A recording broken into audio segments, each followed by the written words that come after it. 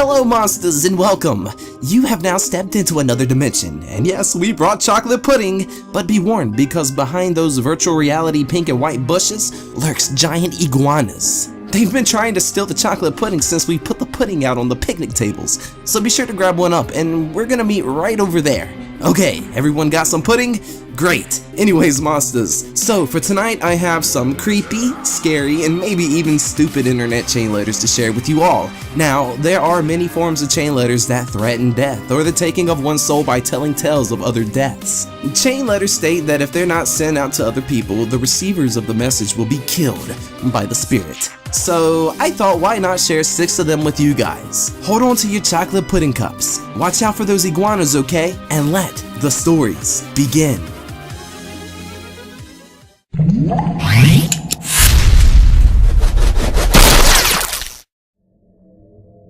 Webcam.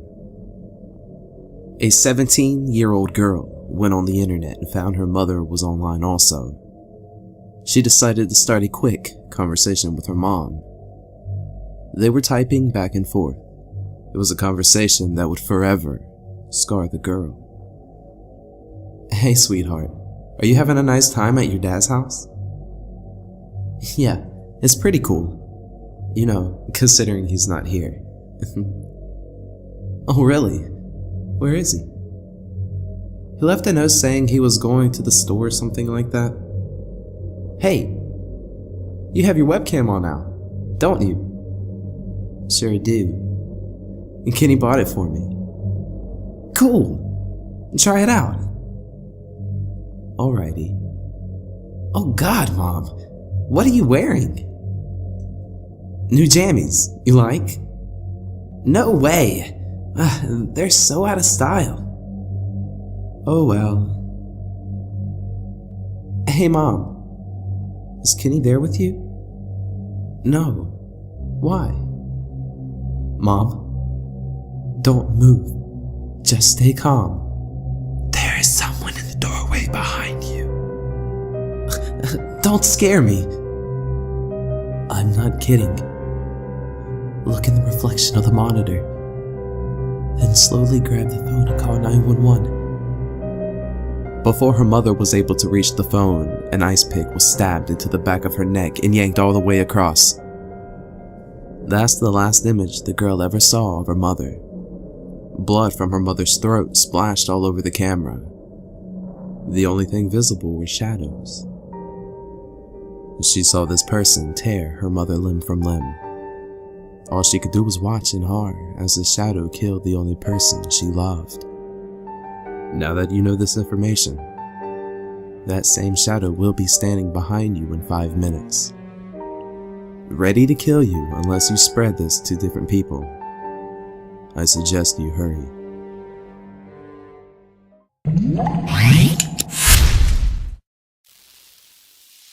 Clown face. Hey Ben, what's up? Nothing much. About to go to a party. You? Haha, nice. Just staying in for the night. I have this huge favor to ask of you. Yeah? What? Can you please come over and watch my brother for me? I won't be able to go if no one watches him. Well, please, Beth. Alright, I'll be over in a few minutes. A few minutes later, Beth arrives at Ben's house. Hey, thanks so much. No problem. By the way, you look really nice. Thanks. Anyways, here's my number. Call me in about an hour and tell me how everything is, okay? Alright, bye. Then Ben left. Beth headed over to Ben's younger brother. Hey, sport. Hi, Beth. I'm really scared. Aw, don't be. I'm here. Let's turn on some TV. As Beth walked over to the TV, the lights suddenly went out. John freaked out and screamed. John, it's okay. I have a flashlight. Hold on. 1 second. Darn it. The flashlight doesn't work. Oh, okay. Let's go up to your brother's room. I think he has an extra one somewhere in there. Okay. As Beth and John headed up towards Ben's room, they heard a creepy laughter that brought chills up their spines. What was that? John, stop doing that. Let me call your brother and ask where the flashlight is. But I didn't. John's voice started to fade away. Hey, Ben, how's the party? Good, thanks. Listen, I gotta go. Can I call you in 5 minutes? Sure, but where's the flashlight in your room? Oh, it's under the bed, to the left, I think. Beth walks over to Ben's bed and screams. Oh my God! What happened? Oh, oh, nothing. I didn't know that you had a clown statue in your bedroom. Especially the bloody knife in his hands. It looks so real. Where did you get it? Did you get it at the Halloween store or something? Beth, I don't have a clown statue in my bedroom. The line quickly goes dead. Ben started panicking and raced home as fast as he could. When he got home, he ran into his bedroom, where Beth and Ben were nowhere to be seen. He saw his brother lying on his bed. Ben rolls his eyes and says to himself, I can't believe Beth would play such an awful trick on me. He went and sat down at his computer and pulled up MySpace. He went into his MySpace account and checked his bulletins. He noticed that he had a random new friend. The profile picture was of a freaky clown face. That made him freak out a bit. Then he saw the mysterious clown friend had posted a bulletin called Clowning Around. Ben opened the bulletin and started to read it. This was the same bulletin that he saw last night. He got freaked out and did not repost it. And trembling, he got in his bed, next to his brother, and kissed his cheek goodnight. You can sleep here with me tonight, that's fine. Good night. And suddenly, the figure in the bed turned to Ben.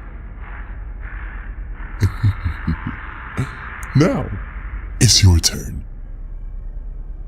Ben let out a high-pitched scream. The clown killed him. After the job was done, the clown threw Ben under the bed along with Beth and John. If you don't send this link to 5 friends in the next 10 minutes, the clown will appear by your bed tonight while you're sleeping, and the same ending will happen to you.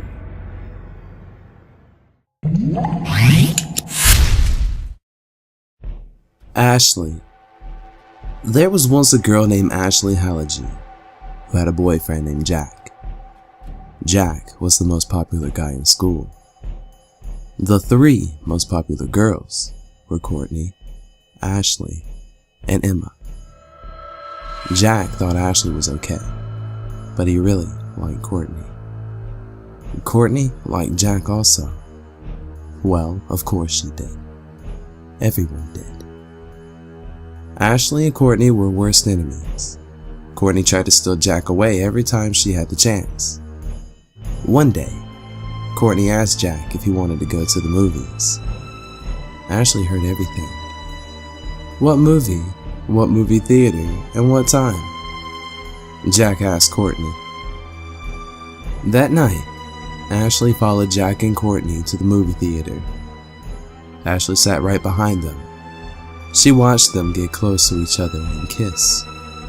Not only did they kiss, but they practically got it on in the theater. Courtney asked Jack, "Do you want to come to my place and skip this boring movie?" He replied, "Hell yes." Ashley followed them back and peeked through Courtney's window. Jack and Courtney were messing around and Ashley watched the whole thing. The next day at school, Ashley wasn't there. For the next few days, Ashley didn't show up. A week later, her mother found her dead in her closet. She had committed suicide because she loved Jack so much. Next to Ashley's dead body was a note. It read, My dearest Jack, I watched you at the movies and at Courtney's house, and I will continue to watch you. I never thought you would do something like this to me. I really loved you, Jack. I died for you, just like Jesus died for us. Always with you. Signed, Ashley. Please send this to more than 15 people, or Ashley will haunt you and try to kill you because she wants everyone to know about how Courtney betrayed her. What Ashley Hallagy did to one person who did not send this? One girl was looking through her email and she deleted this message, thinking it was just another silly forward. The next day, she was found dead in her bed.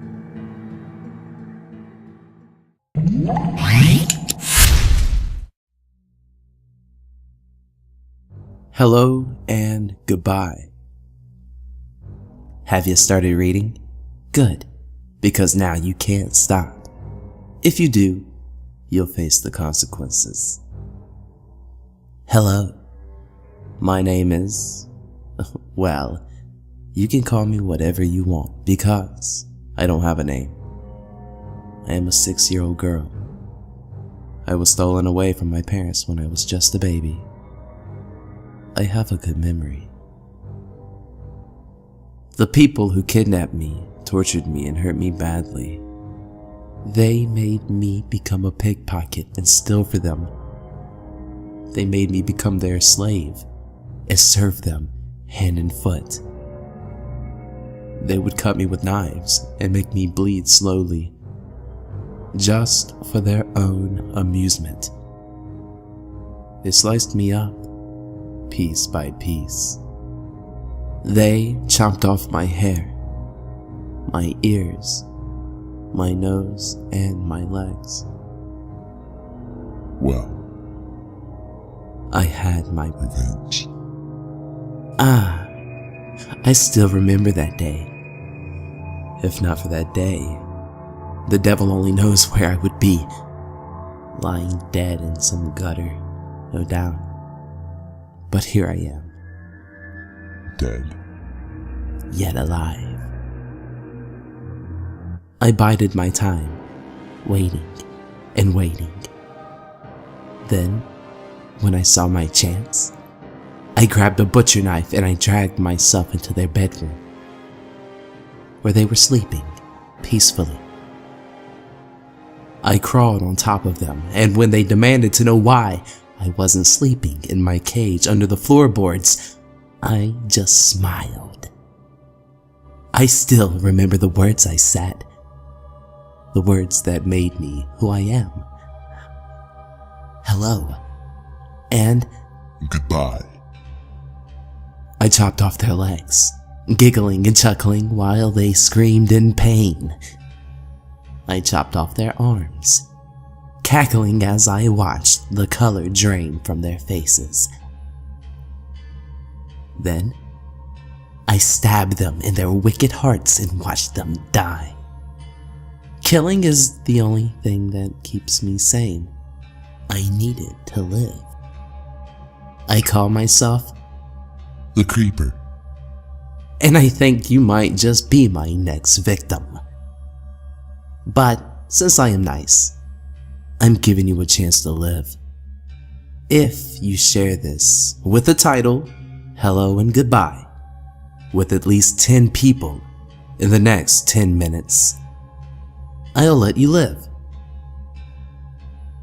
If you don't, you'll never sleep with the lights off again, because I'll be there in the darkness, waiting for you. I'll come to your house at 10:45 p.m., the same time I killed my kidnappers, and kill you in exactly the same way I killed them. So, what are you waiting for? You have 10 minutes. I'll see you soon.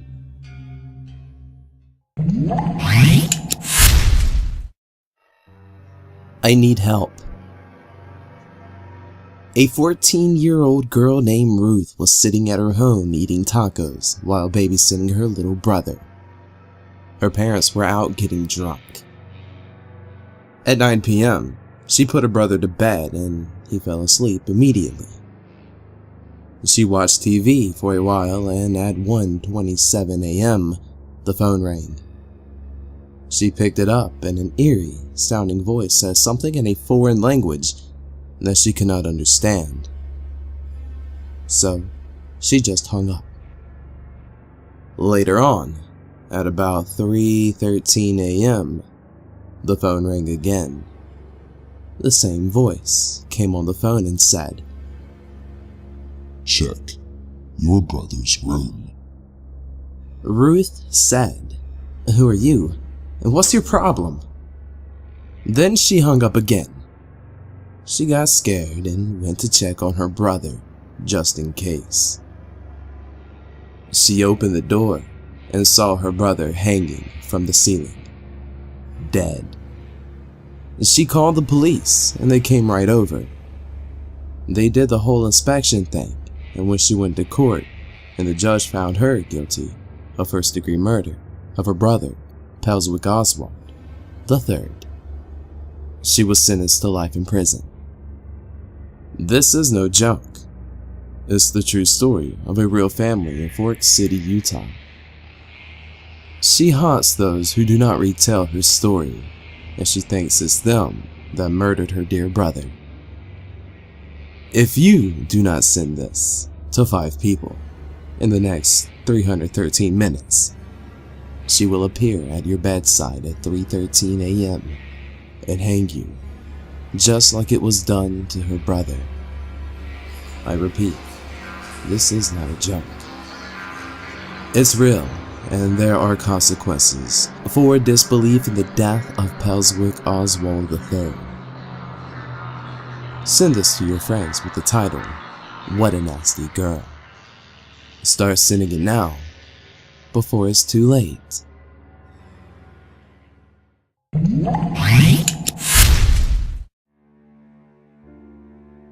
Mickey Mouse. This scary Mickey Mouse email is cursed, and once you start reading it, you cannot stop. Once you finish reading it, you must send it to 5 friends to undo the curse or suffer the consequences. If you do not send this on, a horrible fate awaits you. Tonight at 12 a.m., Mickey Mouse will come into your bedroom and kill you. This is no joke. So don't think you can get out by just deleting this email now, because Mickey Mouse will come to find you if you do. He will slit your throat and your wrists and pull your eyeballs out with a fork. Then he will slide your dead corpse under your bed. If there is no room under your bed, he will hang you in your bedroom cupboard. What are your parents gonna do when they wake up tomorrow morning and find you dead? It won't be funny then, will it? I hope you don't think this is just a fake message designed to scare you, because if you do, you are so wrong. So very wrong. Want to hear about some of the sad people who have been seriously hurt or lost their lives because of this email? Here we go. Case 1. Annalisa Richmond. She got this email. What a load of rubbish, she thought to herself as she deleted it. And now, Annalisa is dead, and probably lying under her bed, rotting and smelling up the house. Case 2. Louise Whitefield. She sent this email to only 3 people. That's too few, Louise.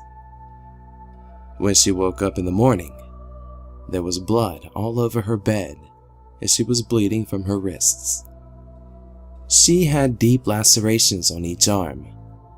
Luckily, her parents had taken her to the hospital and she didn't die. But she came close, and now she is scared for her life. Case 3. Thomas Crowley. He sent this email to 4 people. Big mistake, Tommy boy. That night, Thomas was lying in bed watching TV. When the clock struck midnight, The TV mysteriously flickered and turned off. Thomas's bedroom lamp flashed on and off several times.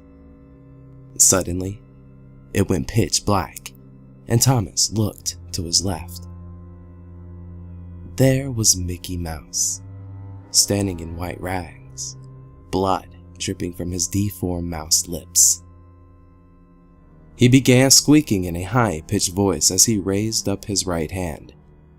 Mickey was holding a knife. Thomas disappeared. He was never seen again. This is just a warning. The only way to undo the curse is to send this email, or else look into a mirror in a darkened room and softly sing the Mickey Mouse song. You know, the one that goes like, "Who's the leader of the club that's made for you and me? MICKEYMOUSE.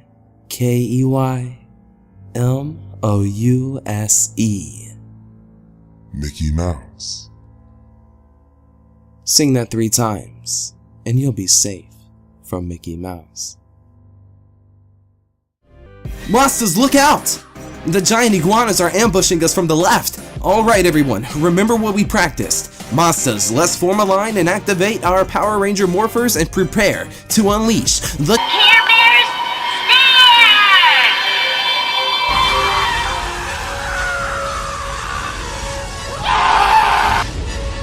Yeah, great job everybody. Looks like we got those lizards on the run. Now I really hope you guys enjoyed these stories and the pudding. Now on your way out, be sure to drop a comment below. The random question for tonight is, what kind of lizard would you want to be? And Monsters, if we can get 6.5 likes on this vid, I will personally speak with Mickey Mouse and convince him to give us all tickets to Disney World and the underground tunnels under the park. And if you haven't done so yet, be sure to subscribe to the channel and become a monster today. Thank you guys so much for watching, and like always, until next time.